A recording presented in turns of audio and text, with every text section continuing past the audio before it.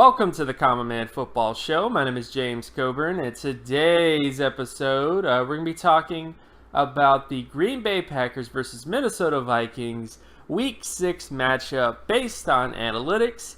Each week, I collect all of the current 2017 NFL team data in order to analyze and project potential NFL performance. And since this is a weekly collection, it will always be very fluid in terms of keeping track of various team trends and little nuggets of data that could become bigger nuggets of data as the season continues. So stick around as I analyze each week's matchups based on analytics. And if you're new to the channel, all terms and definitions will be in the description. So starting with this particular matchup of the Packers versus the Vikings. The overall data favors the Green Bay Packers. It shouldn't be very surprising. I mean, I wouldn't think so. But yeah, the overall data favors the Packers. There's many reasons why this Packers team is not perfect. I think there's a lot of areas of some concerns. There's also a lot of injury stuff here that worries me a bit. But let's get into some of the positives. Let's get into some of the reasons why the Packers are favored in this particular game and some of the concerns I have with the Packers overall going forward for them. So when you look at the overall data, the one thing that the advantages the Vikings will have in particular is with their defense. Their defense is better than the Packers' defense. I mean, that is pretty certain across the board. And surprisingly, their offense is also a little bit better. So the total D score is basically a score that takes into account the ability to prevent first downs, which on defense, and then the total O score is the ability to create first downs on offense. This really has nothing to do with scoring. It really has nothing to do with any of that other kind of stuff, which is where the Packers do have some advantages. But it does deal with the fact that the Vikings are a little bit better at preventing on defense, and they're also a little bit better when it comes to getting first downs. They're more efficient is probably the best way to explain it. So the Vikings do have that advantage. However, when you look at the turnover ratio, pretty even across the board, but offensive score percentage is heavily in favor of the Packers. So despite the inefficiencies that the Packers have in terms of creating first downs on offense, they seal the deal. They get the job done. I mean, Aaron Rodgers is Aaron Rodgers. Even though they're not the most efficient offense ever, compared to the rest of the NFL, they still get the job done. So that's really the big difference between these two teams is you have one offense that scores on every single drive for the most part compared to the rest of the NFL versus another offense that's pretty efficient but doesn't score on every single drive for various reasons. So that's kind of a big advantage. That's one of the main reasons why the Packers are so heavily favored is because of that particular data point. But where the Vikings scare me a bit, at least if I'm a Packers fan, where they scare me is sack percentage. Sacks has been an issue that the Packers have been dealing with this entire season. They've had tons of injuries. David Bakhtiari's been out for a while. Brian Bulaga's been out for a while. The Taylor Lane Express and all these other sort of guys they've been busting in to do stuff is just...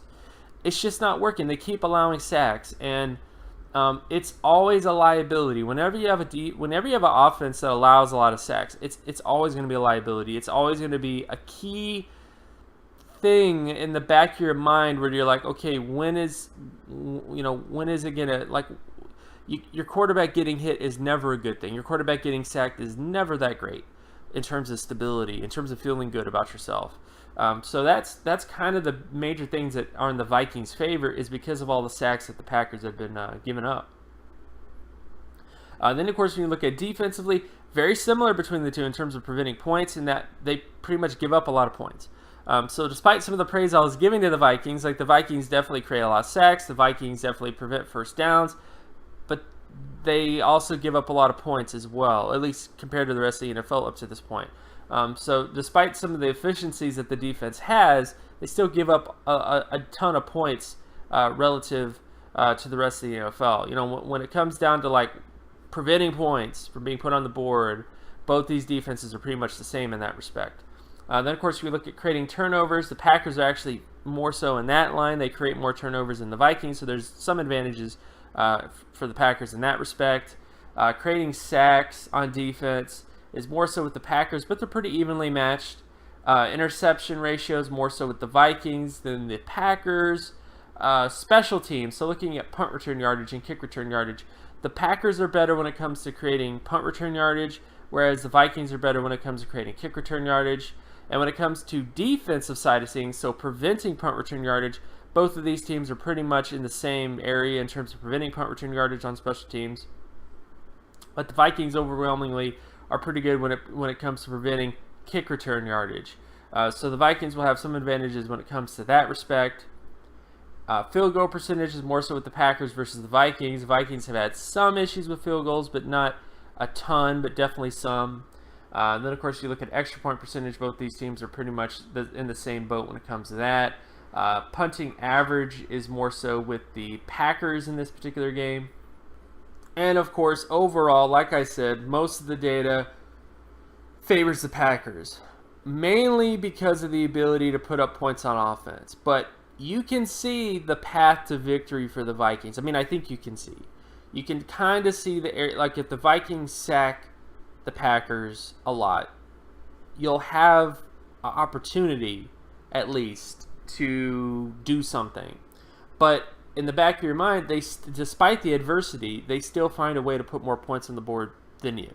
And of course, that's the Aaron Rodgers effect, of course. I mean, I don't need to coin that data point. It just is what it is.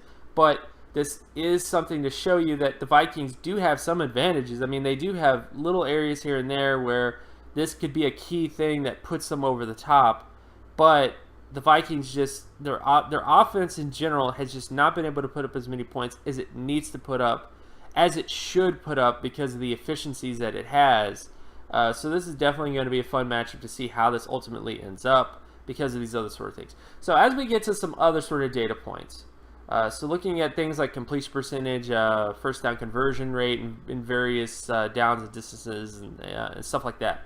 So when you look at the completion percentage for the Packers versus the Vikings, I won't get too much into this, but this is basically how things are shaping up right now for both these teams.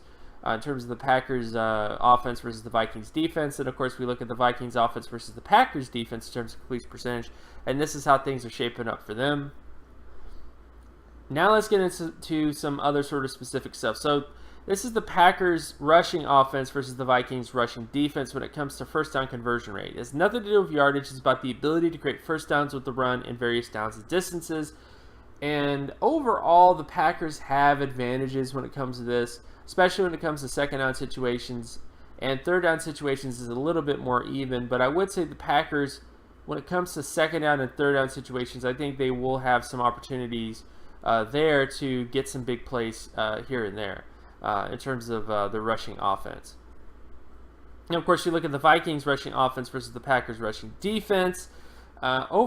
Pretty much the Packers will have this when it comes to first and second down, but third down is a big down of advantage. It's important to point out, though, that a big driver of this third down situation is Dalvin Cook. Dalvin Cook, of course, is not on the team anymore because of injury, unfortunately. So this definitely might affect how things look in the future. But I would say that guys like Jerick McKinnon in particular has put up some pretty good efficiency numbers in the past. So he could put up very similar numbers to this, if you will, as the season goes on. So I wouldn't be surprised if this continues to be the data pattern, I guess is the best way to put it, with McKinnon in there, but we'll see. Then, of course, we look at passing situations. So the ability to create first downs with the pass in various downs and distances pretty much favors the Packers across the board. But a big matchup for me is the Packers offense versus the Vikings defense on third down. Very evenly matched in that respect. The Vikings defense is one of the better teams in the NFL when it comes to preventing conversions on third down, whereas the Packers are one of the best teams in the NFL when it comes to converting on third down. So essentially, Aaron Rodgers is really good at converting in third down situations, and the Vikings defense is very good at preventing quarterbacks from doing that. So that's going to be a very fun matchup to see how that ultimately ends up because of that particular clash of ideas, I guess, between the two. And then, of course, when we look at the Vikings offense versus the Packers defense when it comes to passing, overwhelmingly pretty much favors, not overwhelmingly, but it does favor the Packers a lot. Well, the Vikings, excuse me. Because the Vikings on second down are very good when it comes to converting on second down situations. Third down is a little bit more even, but they're still actually above average when it comes to third down. And first down is really the only area where the Vikings have been struggling the most. And a lot of this, I guess, is because of offensive design. You know, it's kind of a West Coasty offense. They're not trying to make big plays on first down. They're just trying to move the ball a little bit. But overall, this is kind of where things are shaping up when it comes to the Vikings passing offense. And we look at sack rate for the Packers offense versus the Vikings defense. This is my major worry.